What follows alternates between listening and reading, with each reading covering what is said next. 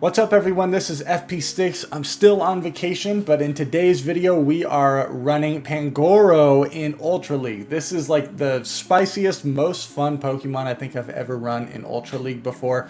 I posted on Twitter asking people like what team comps have they been running to like just have fun in Ultra League and get away from some of the meta picks.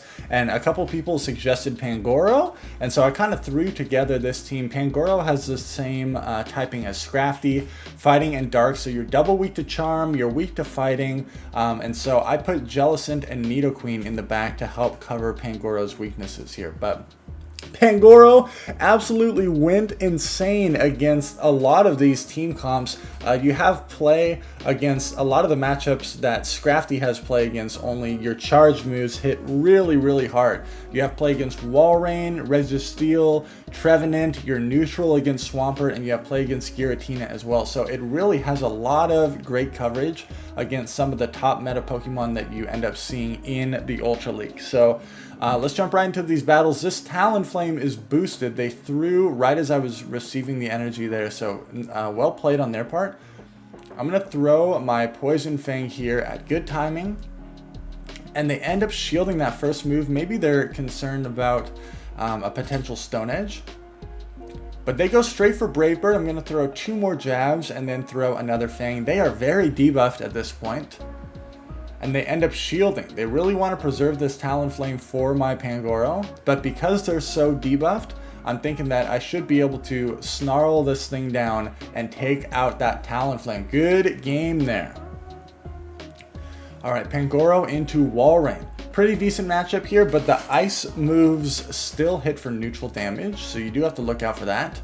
They're throwing Icicle Spear immediately. PANGORO can survive it, but PANGORO is insanely glassy.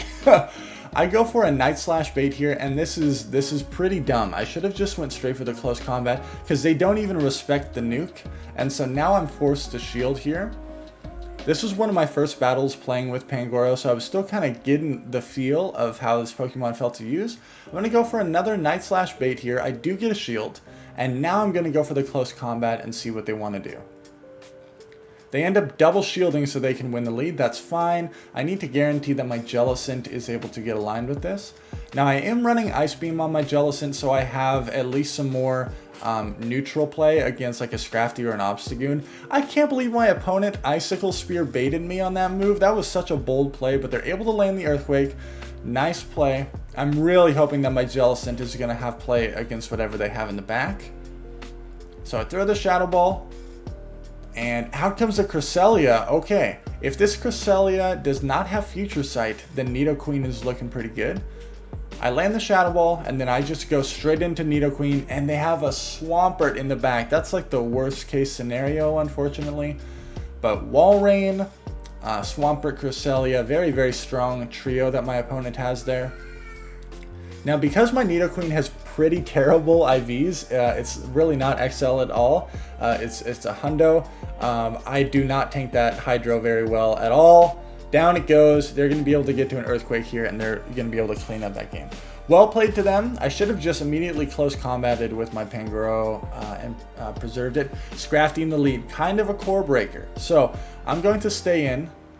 They end up throwing immediately, and I'm totally fine with this because this guarantees that I don't take debuffed damage from that power-up punch. I'm going to throw this. They end up shielding. That's fine. I'm going to go into my Jellicent here, and they respond with a Cofagrigus. A shiny Cofagrigus. Oh my goodness. That thing looks very cool. And they're going straight Dark Pulse to save a little bit of energy, so it's really annoying, but well played on their part because they're getting to their moves faster than I would like. I really want to guarantee that my Nidoqueen can get aligned with that Scrafty, so I will commit both shields here, farm up a little bit extra, and then go for this Shadow Ball. And it lands, which is really good for me. Out comes the Scrafty once again, and this is where having Ice Beam is pretty nice. I can hit for neutral damage. Otherwise, I'd only be able to go for Bubble Beam, and that would be pretty rough. They are farming a lot of energy, but I'm able to get to another Ice Beam. This chip damage is really nice because it's going to allow my Nidoqueen to only have to get to one Poison Fang to take this thing out. Down goes the Jellicent. That's totally fine. What do they have in the back? They have a Tapu Fini. So I'm going to throw this Poison Fang. I really need to try to catch a Surf onto my Pangoro. They're at energy for Surf right there. I swap. I fail to catch, but they can't farm me down. I'm going straight for the close combat. Even though this is resisted, still going to hit for a lot of damage. Down goes the Tapu Fini. Scrafty farms me down, but that's totally fine. My Nidoqueen only needs to get to a Poison Fang here, and we're looking pretty good. So able to take that game there. Pangoro ripping off a close combat in the lead and then swapping out of there was pretty nice. Okay, Giratina, does it have Dragon Breath? It does have Dragon Breath. Unfortunate, they're able to hit for neutral damage here, but let's see how much damage these Night Slashes are going to do. Does a nice chunk where hopefully one Snarl plus another Night Slash would put them in Snarl down range. So I will shield up this Dragon Claw. And they end up catching on their Registeel. Oh my gosh, what a nice play. So I'm going to get to a close combat. One close combat does not one-shot them, but it does do a lot of damage. They end up shielding. And then here I tried to catch a move on my Nidoqueen. They're going to have to throw something regardless. But now I'm hoping that they're at a range where potentially I can Poison Jab plus Earth Power down. Able to get to this Earth Power, I need as much chip damage on this Registeel as possible. And I still have a Pangoro that has a decent amount of health and some energy loaded for the late game. So they land another Focus Blast. I really want to get to this Earth Power, but they catch on Giratina. I am totally fine with this. This hits for strong neutral damage against the Giratina. They have to throw a move, so I'm going to let this go. And then I think I opt for a Snarl down. Yes, I'm able to farm them down without them getting to a move. What do they have in the back? Out comes an Escavalier, and terrible play on my part. Because you can't deny fast moves anymore, that counter sneaks through and hits for a lot of damage. I should have thrown the close combat pretty much immediately when I had it and then swapped out, because all I did was allow them to farm more. They still have that Registeel, and I know that it has loaded energy, so I cannot shield these drill runs. I'm going to throw this Shadow Ball. It's not going to be enough to knock out this Escavalier, and I cannot afford them getting to a drill run. So I unfortunately have to throw another Shadow Ball here. This guarantees that I can shield up the Registeel's move and get to my final Shadow Ball to win the game. Very nice there. Pangoro into Walrein. Let's see if we play it any better this time. So I wanted to throw my close combat there because our fast moves would not line up. So I throw one more Snarl. Now I'm going to throw this close combat and see what they want to do. And they do end up shielding it. I'm going to immediately swap to Jellicent, mix it up and see where they want to go. They do go for the Earthquake, but I let it go through. I know that I can tank it. Now they're opting to stay in. I'm wondering if they're trying to catch on something, but it looks like Jellicent might have play against whatever they have in the back. So this is most likely the Earthquake. I will shield this up, and I would really like to be able to hex them down. But they bait me. Okay, there's no way they double bait me. So I will double shield and commit to this hex down here. And I'm hoping that a loaded Jellicent's going to have play against whatever's in the back. Out comes Swampert. So my thought process here is, can I get to 2 Shadow Balls, burn a shield, and then go for a quick combo play with my Pangoro? I would love to be able to land a close combat on this thing. So here's the swap. 1 Snarl away. I get to the close combat. This is going to nuke the Swampert off the map here. Down goes Swampert. In the back is Deoxys. This is not over yet. Deoxys does have access to Psycho Boost, which is going to hit for super effective. I'm going to throw Poison Fang immediately to start ramping up my damage here, dropping their defense. And they're most likely going to go double Psycho Boost here to knock out my Nidoqueen. I'm able to get to this Poison Fang though, which is really, really nice for me.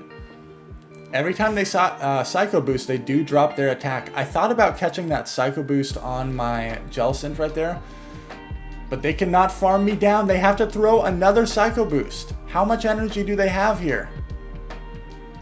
I am completely energy dry. I'm hoping that I can hex them down, but they farmed up a lot. Is this the Thunderbolt? Is this? It is. And I survived with a sliver of health and am able to hex down the Deoxys. That game was insane. Good game. Deoxys lead. This is pretty rough. So I go into Nidoqueen. Deoxys lead is definitely tough. Maybe I could have thrown a Night Slash first.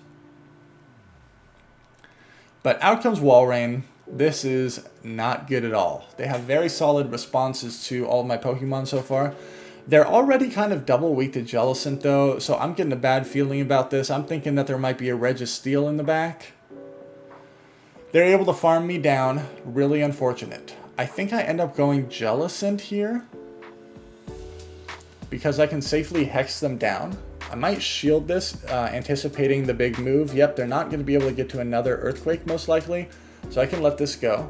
There's no way they're going to bring Deoxys, but if they bring out Registeel here, this is game over. Oh man, they have a Greedent. This is really, really bad. I'm going to go for an Ice Beam here, but Greedent is such a good response to Jellicent. Out comes Deoxys once again. Maybe I can get a boost on one of these Night Slashes. That'd be great. I throw one, no boost. And they throw right before I get to another one. That's fine.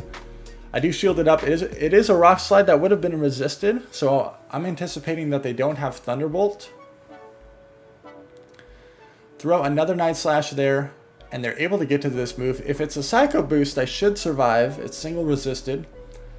Able to get to this Night Slash here, but that counter goes through. And there's just no way that we can take out that Greedent, unfortunately. So Greedent is definitely going to have this. My opponent's going to be able to take that game. Deoxys, Greedent, and Walrein. Very strong team. Lines up very well against this team. Well played. PANGORO into Pidgeot. This is very bad. But there is a case to be made. Maybe I should have close combated before swapping out. And now I'm stuck with my Nidoqueen against a Swampert. Also very, very bad.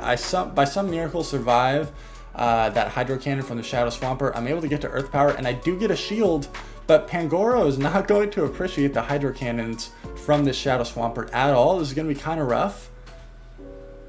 I bring out the PANGORO here. I know I still have a very healthy Pidgeot to deal with, which also my Jellicent does not appreciate. But at least I have Ice Beam to be able to hit for super effective damage there. I shield up the Hydro. I'm trying to farm as much as I can. Going for the close combat here. And then they're most likely going to bring out the Pidgeot. So I go for an immediate swap. And what do they have in the back? Registeel. This is game over pretty much, unless I can somehow convince this Registeel to burn its shield and then go for like a close combat snipe. But the only way that I can do that is if I shield up their Zap Cannon.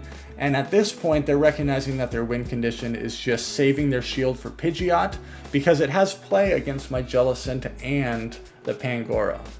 So this debuff Shadow Ball is nowhere near as threatening. They're going to be able to get to another Zap Cannon here, which doesn't take me out, but that Pidgeot is still a major problem here. I go for the combo play with close combat, but there's no need for them to shield this. They can farm me down with Pidgeot, and they totally have this game. Well played to them. Tough to overcome that Pidgeot lead. PANGORO into Walrein. Okay, this is like the third or fourth Walrein lead we've seen. Let's see how we play this out this time. They immediately swap into Scrafty. So, very interesting. I'm wondering if they were trying to bait out the Nidoqueen, so they might have a Charmer in the back. But this is a pretty favorable scenario for the Nidoqueen. The really unfortunate thing here is that the Walrein's going to get a farm off of my Nidoqueen, and then PANGORO is going to be threatened by that. They ended up going for a Power-Up Punch bait, which was kind of interesting. I go for the Earth Power just to guarantee that I can get rid of this Scrafty. I know the Walrein's going to be coming back in. So I preserve my Nidoqueen, and I'm going to make a move into my Jellicent here and see what they want to do. I'm thinking my Nidoqueen might have play against the back. I will shield up this Earthquake. It's pretty insane how neutral this matchup is, despite Walrein hitting for resisted damage with the Powder Snow and throwing a non-stab Earthquake. Walrein is just that good in Ultra League. I'm going to double shield. I'm thinking that my Jellicent is going to have play against whatever they have in the back, because they have not swapped out. They end up shielding that. I'm able to get to another Shadow Ball here. And now I'm thinking that my Jellicent is going to be the MVP because they double shielded that. So I bring out my Pangoro to absorb this damage. And what do they have in the back? It's a Nidoqueen. I'm able to get to one Night Slash here. Potentially should have gone for the close combat, recognizing that I'm only going to get to one move. That would have been a better play for sure. But all I need to do is get to an Ice Beam here, and we're looking pretty good. They throw a Poison Fang. And then I'm able to get to this Ice Beam. It will hit for super effective damage. But it does not knock out the Nidoqueen. And they're able to get to most likely an Earth Power here. Debuffed Earth Power is enough to take me out. But I can easily farm down the Nidoqueen and then have an Earth Power loaded for their Walrein. That was a crazy game there. But we were able to take that. Very well played. Alright. Pangoro into G-Fisk. Okay. Pretty solid response here, but the Earthquake will hit for a lot of damage. They're throwing it immediately. I'm anticipating that they're not baiting here, so I will shield it up. And they swap in a Talonflame. I'm very slow to respond here. I was not expecting them to swap in a Talonflame, so Jellicent is a good response to this. They end up going straight for the Brave Bird, totally fine by me. So I'm going to throw one Hex and then throw. I thought they were just totally going to sacrifice this, but they're ending up staying in. So I'm going to shield this up. They end up going for another Brave Bird. This time I'm going to throw 2 Hexes and then, or 3 Hexes and throw, because that's 9 turns against 10 turns. And they shielded again. Holy cow.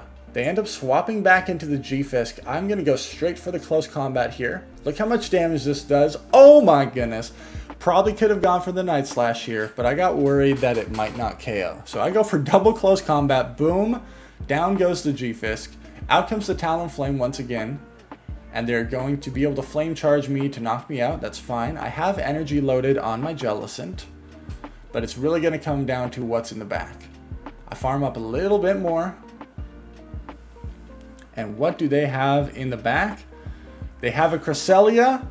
I'm barely able to get to this Shadow Ball because of the over farming that I did. And if they do not have Future Sight, our Nidoqueen's looking pretty good. So I swap out of there, but it actually ended up being a CMP tie. So they have Grass Knot. At this point, I'm really hoping that they have Grass Knot Moonblast, and that looks to be the case because we're able to take that game. One more battle with this very spicy fun team here. Pangoro into Trevenant. Very, very good for Pangoro here.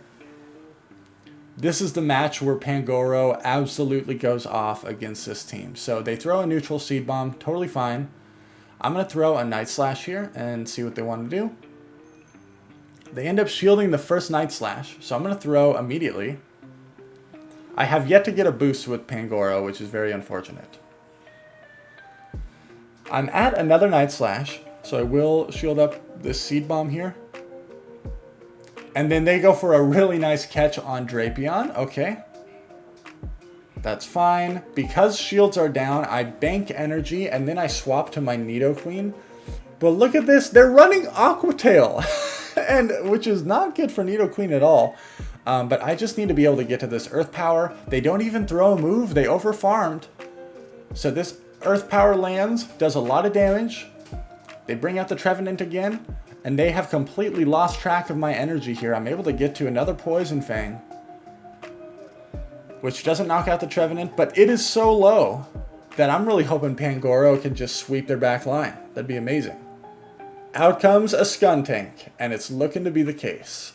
Here goes the close combat. This is going to hit for neutral damage here against a Shadow Skuntank. That does so much damage, able to swap in the Jellicent.